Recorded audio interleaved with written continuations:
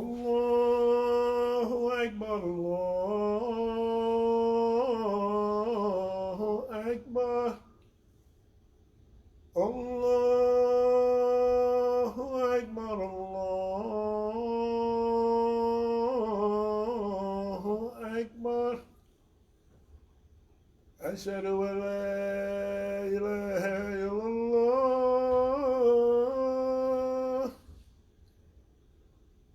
أشهد أن لا إله إلا الله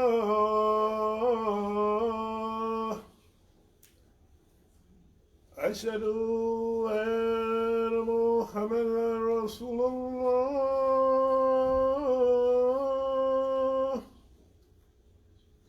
أشهد أن محمدا رسول الله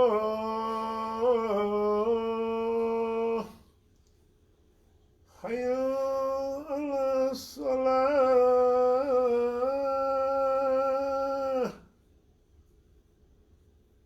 حي على الصلاة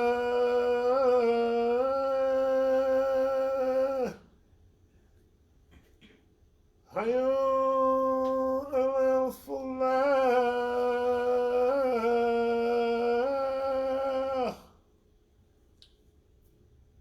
حي على الفلاح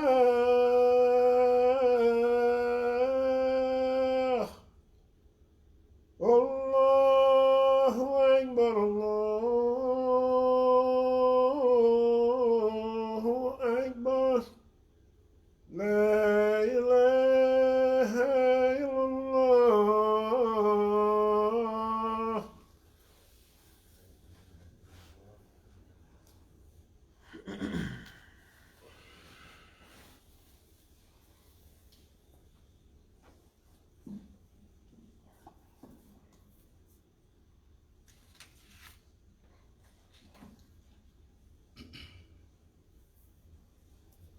أعوذ بالله من الشيطان الرجيم بسم الله الرحمن الرحيم.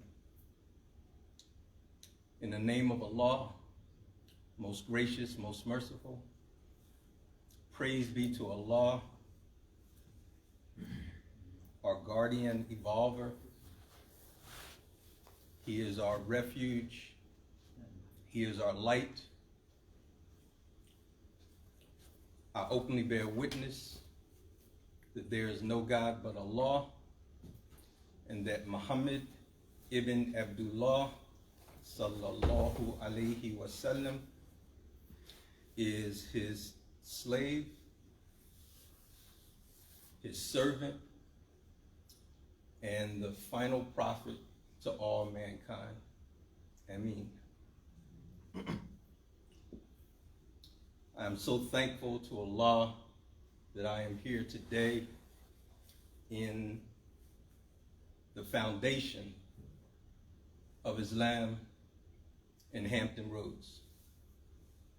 It is a blessing to be with the brothers and the sisters and this community, which means so much to African Americans, especially African American Muslims, not just in this area, but throughout the United States. Allah tells us in the glorious Quran, Bismillahir Rahmanir Rahim, O you who have faith, fear Allah. It is Him that we fear, and we ask Allah that we do not die unless we die as Muslims. Inshallah, today I would like to briefly touch on the topic of living legacy. That is what I envision when I think about Masjid William Salam. It is truly a living legacy, as I mentioned before, not just in this area, but William Salam is known throughout the areas as far as Philadelphia. That's when I first heard about this magnificent masjid. To my brothers and sisters in Washington, D.C., who speak highly of this community. To my brothers and sisters from Maryland, specifically Germantown, Maryland, where we reverence this building. So I thank Allah that I'm here today. And I want to talk about the impact that this particular masjid has had, not only in my life, but in the life of so many African Americans. When you think about Williams-Salam, you should think about the spiritual vitality that it has brought to this area. When I first came to Virginia, Norfolk, Virginia, in 1999, prior to leaving Philadelphia, I was told by members of Masjid Allah that when I came to Norfolk to make sure that I came directly to this community, that they would keep me safe, that they would give me guidance, that they would be the foundation of Islam in this area. That's how much this community, this masjid, the brothers and sisters who are here mean to me and to my family. One thing we should look at as it relates to the rich tradition of this magnificent masjid is that because we used to be such a vital force in this area, we have to get that back. We have to think about this living legacy. What are we going to leave to the next generation? Allah blessed us to wake up today, but as you look at our community, we're getting older and older. You see very few young faces. My stepson is here, and it's magnificent to see him here with the believers. But because this is a living legacy, we have to make sure that the charge that Allah put on us, that we make sure that we continue that foundation for the believers who will come after us. We can't allow the hard work that the brothers and the sisters, especially the sisters, put into this community to get this building to be a foundation in this area dwindle to the extent that we see the numbers today. Allah did not just bless the believers with Islam, but our glorious Quran and the message that you get from that book of wisdom is for all humanity. So that means, because Allah blessed us with Islam, it is not only our duty, but it is our obligation to make sure that we spread Islam throughout this area, that we become a footprint for what Islam should look like in Virginia. Allah tells us that in Surah 13, Ayat 11, indeed, Allah will not change the condition of a people until they change what is in themselves. The reason that is so important is that there is change that we have to make in order to get this community to be revitalized. And when I'm talking about this community, I'm talking about Islam throughout the United States. If you go from masjid to masjid to masjid, you will see that the community is not getting any younger. So that means that we have to make sure that before we even enact any type of change throughout the community, we have to first have that change within ourselves. And that change within ourselves is always the most difficult. It's easy to tell for any of us to tell individuals the best thing that they should do. That's just human nature. But for us to be introspective, for us to be able to put a mirror up to ourselves and say, in order for change to take place, the first change has to come within myself. That's hard.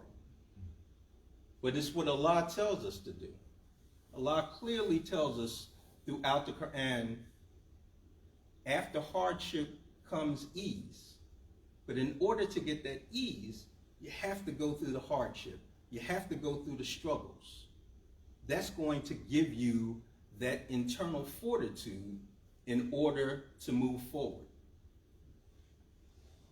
So I want you to think throughout the first and second part of the Khutbah about changes that you can make, that we can make, that I can make, first within ourselves, and then think about the things that we want to do in order to move the community forward. We are Allah's foot soldiers.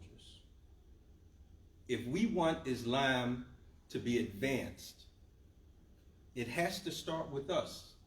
We can't look to outside forces. We have to look at ourselves and say, you know what? What do I individually need to do in order to make sure that Islam has a firm foundation in Hampton Roads? What can I do with myself?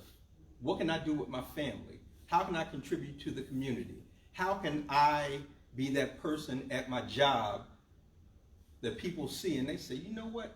That brother's different from the other people that he works with. He doesn't lose his cool. He's not out there cursing. He's not out there doing things immoral. He's different. I wonder why he's different. I see that sister, she's dressing modestly. She's not into all of that gossip. Why is she different? People look at that. In many cases, people who are not Muslims can check us better than people who are Muslims. And that's important. We should never look at that as too much pressure. We should look at that as a blessing from Allah. Because these are people who say, I know Muslims, and I don't think you should be doing that. That keeps you in check. That's that mirror. So it's important for all of us to really think about that internal change that we want to make, how we want to be perceived in society, and then how us being perceived by people in society is going to bring about a change.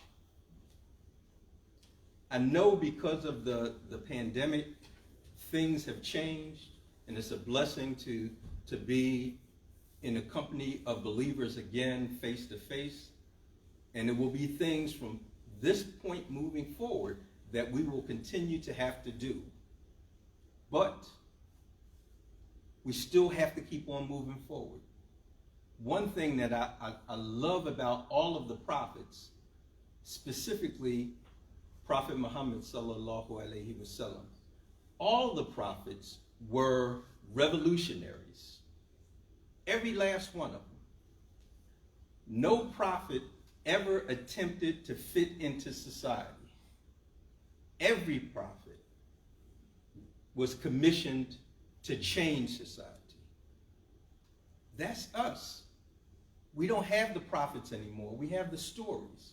So that means when people think about Islam and people think about what is a Muslim, you may be the only Muslim they ever meet. So that means if you're the only Muslim that someone may ever meet, then you have to be on point. And in order to be on point, we can't be selfish. We have to be able to look in the mirror and say, you know what? It's some things about myself I have to change. It's some things I need to do to shine a better light on the blessings that Allah gave me being Muslim. Out of all of the people on the planet, Allah chose me. He could have chose anybody else. He could have just left me out in the darkness. But he chose me. So I can't be selfish about that blessing. I have to say, what are the things that I need to do to be a better person? What are the things I need to do to contribute to the community? What are the things that I need to do in order to make sure I leave something behind for my children besides my last name? We have to think about things like this. Realize that this life that Allah blessed us with, it's not about you. It's never about you. If you just think about personally, how much education do I want to get? What type of job do I want to get? What kind of influence do I want to have within the community? You're looking at it the wrong way. Allah, when he blessed us with Islam, he made us all servants. And as a servant, you always have to give back. And giving back is more important than what you want personally. And we have to think about that. We have to think about, what are we leaving behind for our children? We know when we are gone, Islam is not going to die, but Allah is going to hold us accountable for, what did we do while we were here? How did you contribute to the blessings that I gave you with this glorious deen? We have to always remember that Islam is not religion. Islam is a way of life. When you become a believer, that means that everything that touches your life has that imprint of Islam on it. So your Islam cannot be when I come to the masjid on Friday. So we have to think about that. We have to think about, what are we going to leave behind for this next generation? And it all starts with us being able to look in the mirror and saying, these are things that I need to change to be a better person so I can contribute better to the community in which I belong. And that all comes back to the beauty of being a part of William Salam and what William Salam Masjid has meant to so many of us. Let's ask Allah for forgiveness.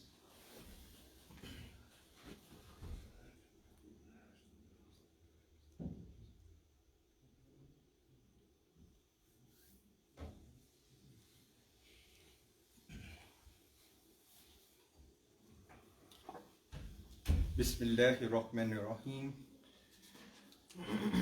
Alhamdulillahi Rabbil Alameen.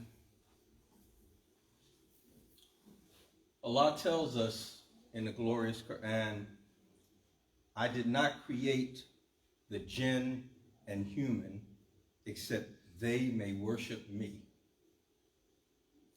The best way to worship Allah, to look at Allah and what he has done for you, is to make sure that you never forget the blessings that he bestowed upon you.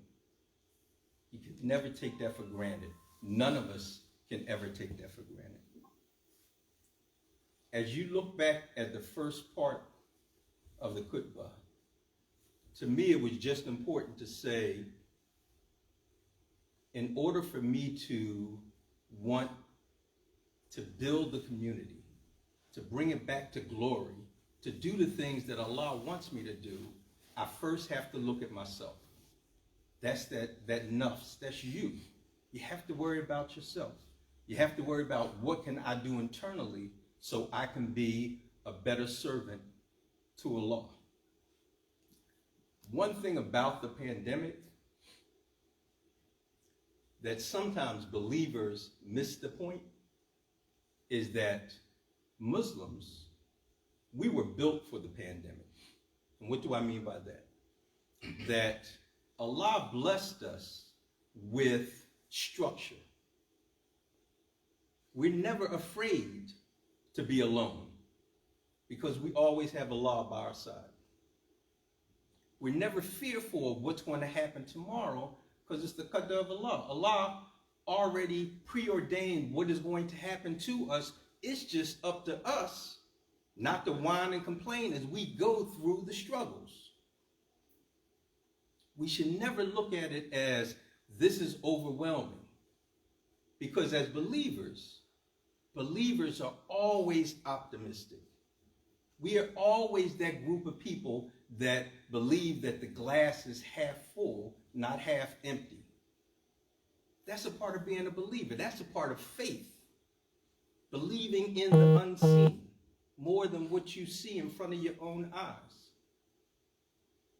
So when we think about the changes that had to take place because of the pandemic, that is a part of that change that we have to make. So one thing that we have to start to think about is, in order to bring back that vitality that we need within the community, we have to start doing things that are more interactive. So for example, when we give the Jummah service, especially if we want to attract the young brothers and the young sisters to come back, to get away from social media, and on Friday, come to Jummah, come in here for like 45 minutes, maybe an hour, to get them excited, we have to be able to have khutbahs that are relevant to their lives. Because one of the beauties of Islam is that when you read the Quran, it is a message that expands all generations. So that means that Islam and the Quran fits into whatever segment of society and time period that we are in.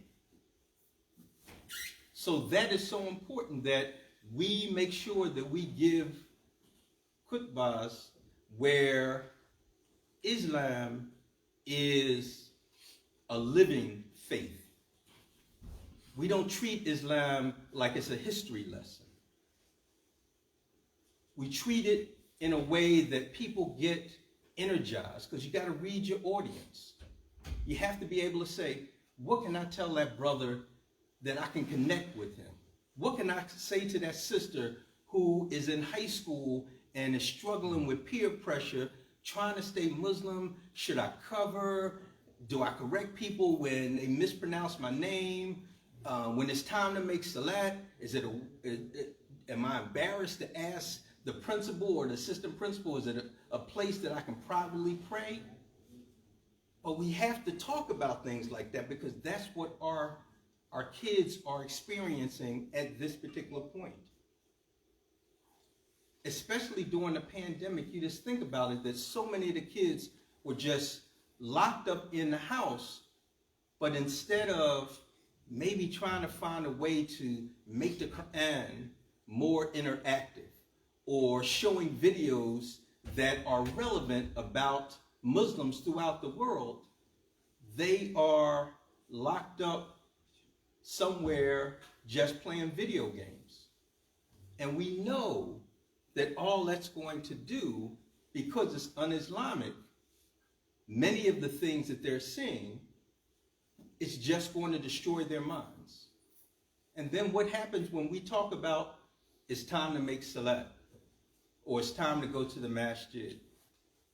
We have to think about things like that. So that's one thing. We need to make sure that the khutbahs that we give are going to be more relevant and more interactive to what is happening in the 21st century. Then we have to find out a way to reestablish taleems.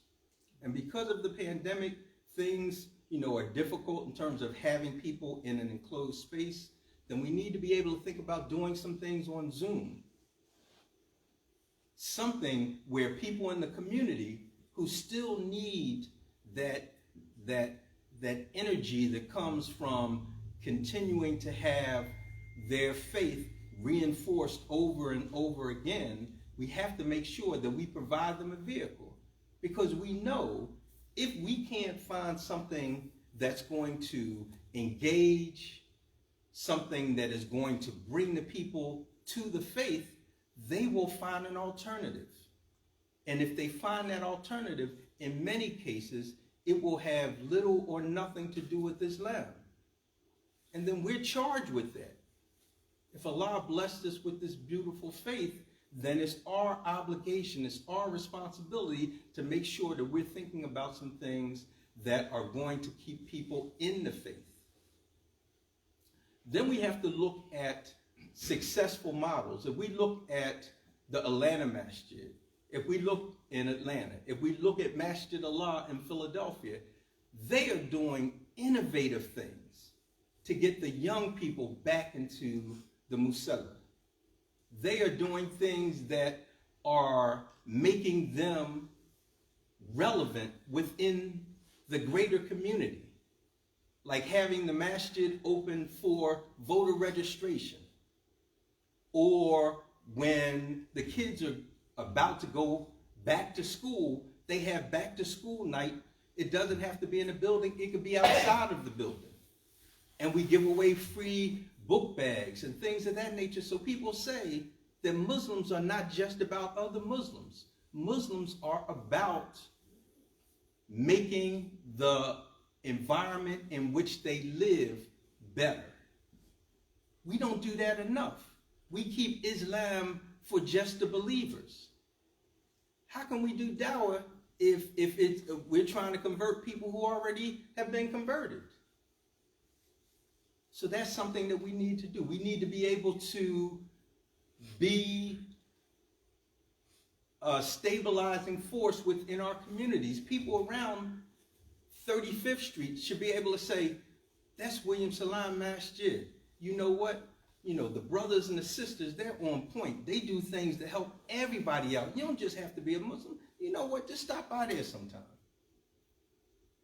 But they have to feel comfortable in order to do that. That's about building relationships. These are important things that we have to think about. We have to think about that because this masjid that we're in right now, this is not only the foundation, but this is a building that allowed so many of us to blossom, allowed so many of us to be able to live out our faith in a community that embrace us. And we can do that again. And we have to do it again. Because anytime that you hear me speak, I'm always going to focus on community and I'm going to focus on the youth. Because some people have been doing things so long that even if they see it doesn't work, they'll continue to do it because it's comfortable. But with young people, they can still be molded. But we have to be examples. Like you have sisters in the community who may be unmarried, maybe divorced, maybe they lost their husband, and they have children, especially boys. Well, as men, it's our obligation to step up. It's our obligation to say, even if the sister doesn't ask me for help on the weekend, what's your son doing? Let me take him out to a basketball game. Let me take him out to a baseball game. Let me just hang out with him. For the sisters, if you have girls and you're just overwhelmed, it should be sisters in the community to say, you know what? Let me give you a break.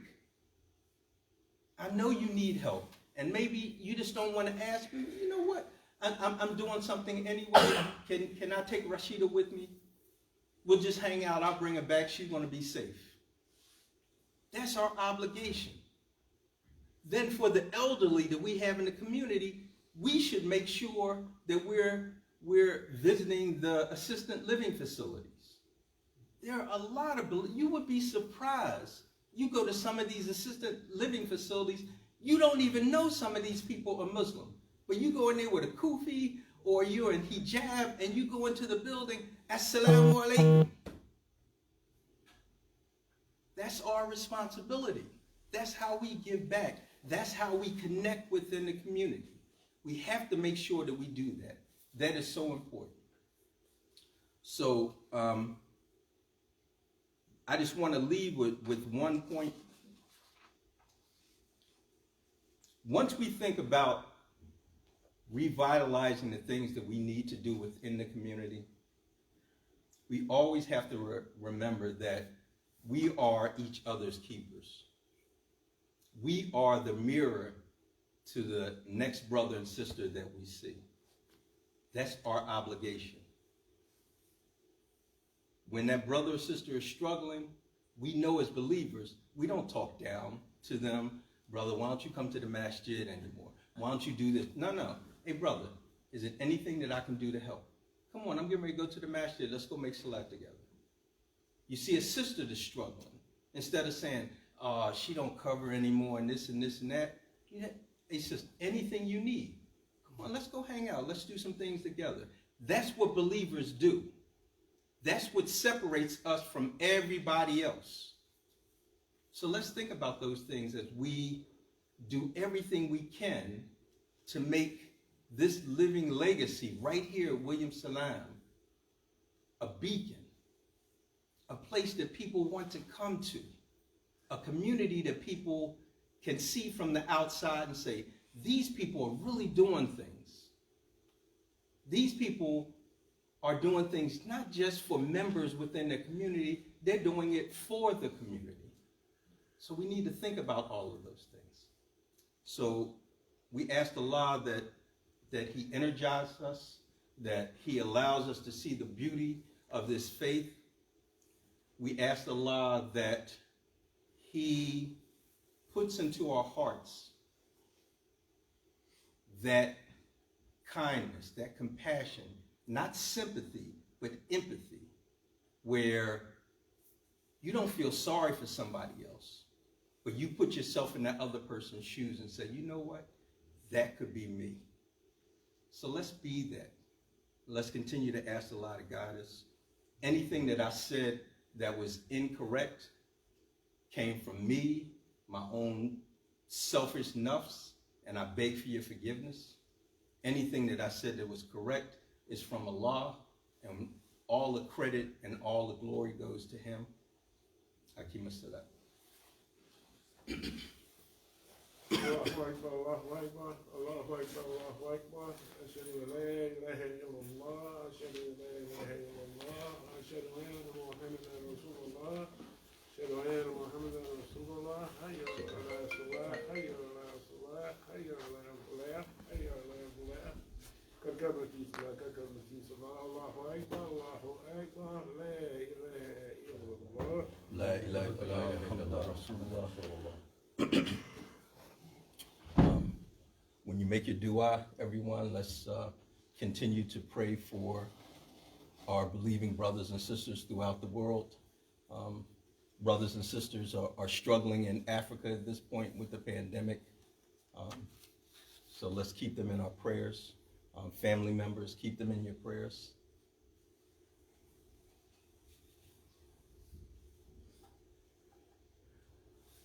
Allahu Akbar.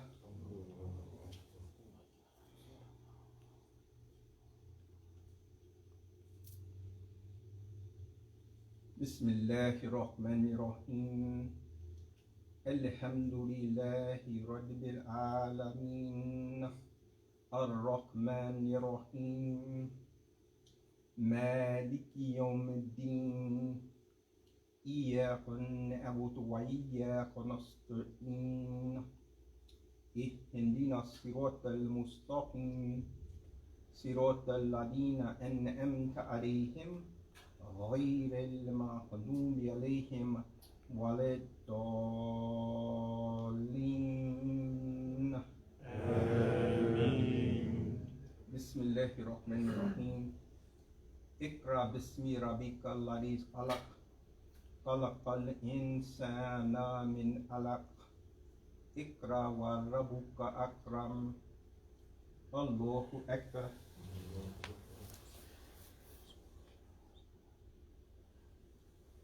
سمع الله لمن حمده. الله أكبر.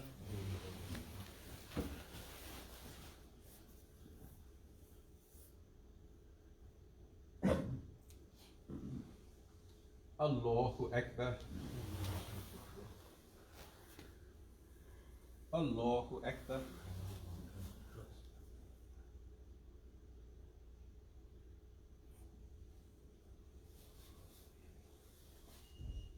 الله أكبر. بسم الله الرحمن الرحيم.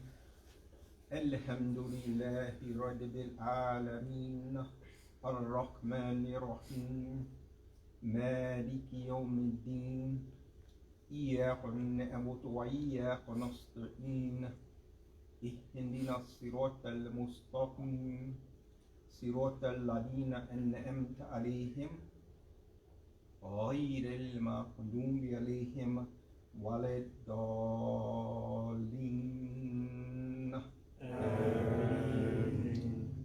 بسم الله الرحمن الرحيم. قل أعوذ برب الناس ملك الناس إله الناس من شر الوسواس الخناس الذي يوسوس في صدور الناس من الجنة والناس. الله أكبر.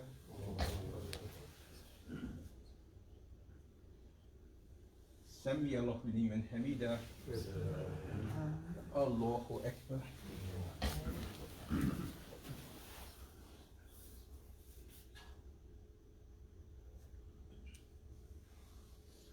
الله أكبر.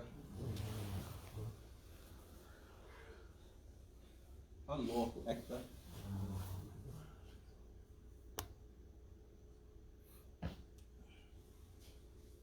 الله أكبر.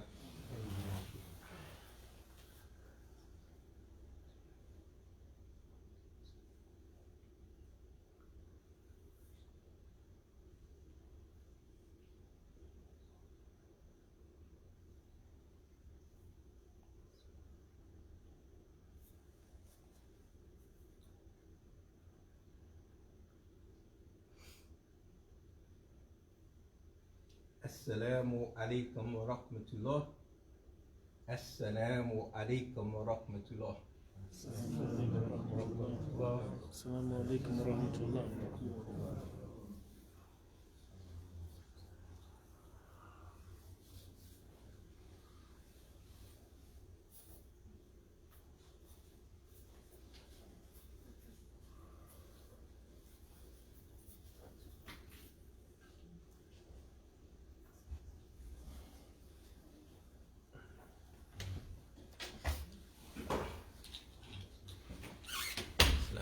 Alaikum assalam.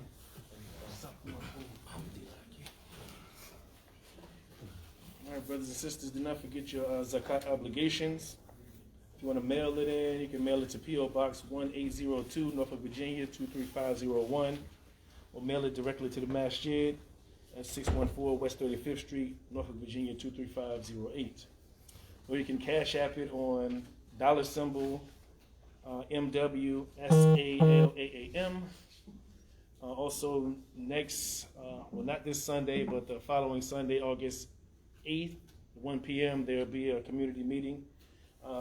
Everyone who's got emails, please, if there's someone else who doesn't have the email, who doesn't have the phone number, let the community know. Members of Masjid William Salam will be voting on Imam.